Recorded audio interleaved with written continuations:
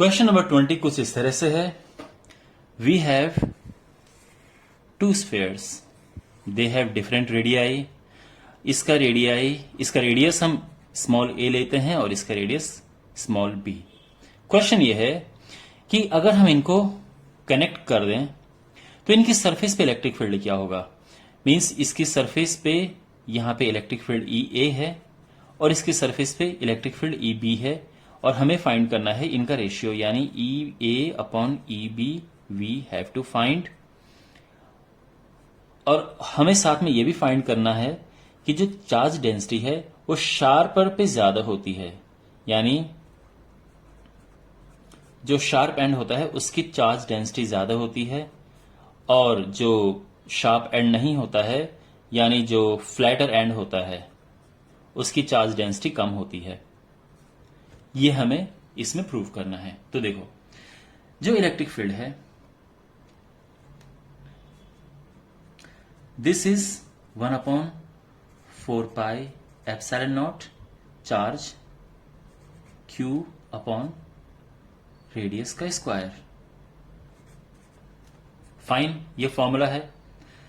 अब जब हम बात करेंगे ई ए की तो क्या होगा, तो E A is 1/4πε0 charge on A upon radius जो कि ए है उसका स्क्वायर। और जब हम ई बी की बात करते हैं तो ये हो जाएगा 1/4πε0 charge on B upon B square. Okay fine. यहां पे अगर आप इनका रेशियो निकालें ई ए अपॉन ई बी का तो क्या होगा, यहां पे इससे तो ये कट जाएगा और सिंपली आपके पास आएगा q a upon A square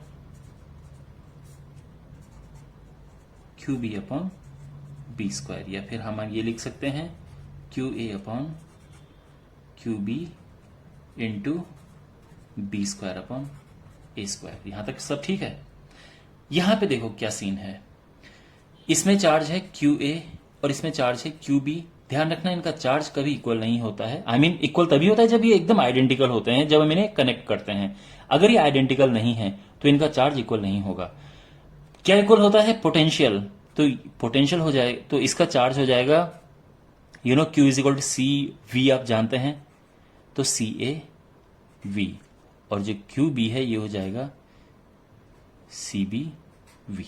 voltage दोनों का सेम है, पोटेंशियल, वो हम यहां पे रखेंगे तो ये हो जाएगा C A V upon C B V into B square upon A square. यहां वी से वी कैंसिल, तो ये हो जाएगा C A upon C B into B square upon A square. C A क्या है, स्फेयर का कैपेसिटेंस, जो कि होता है 4πε0 इंटू आर रेडियस।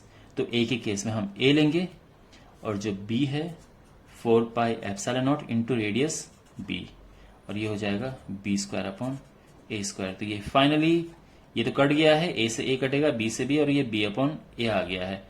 तो अगर आप देखेंगे A upon E B is equal to B upon A आ रहा है, यानी जो इनके कंपैरिजन में अगर हम करें ई ए अपॉन ई बी तो ये आ रहा है,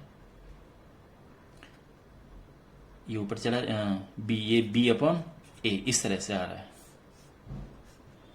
तो आप देख सकते हैं यहां पे जिसका रेडियस कम होगा उसका इलेक्ट्रिक फील्ड ज्यादा है, जिसका रेडियस ज्यादा है उसका इलेक्ट्रिक फील्ड कम है। यही तो होता है इनवर्सली प्रोपोर्शनल, यानी अगर ए का रेडियस ज्यादा है तो ए का रेडियस ज्यादा है तो उसका इलेक्ट्रिक फील्ड कम होगा।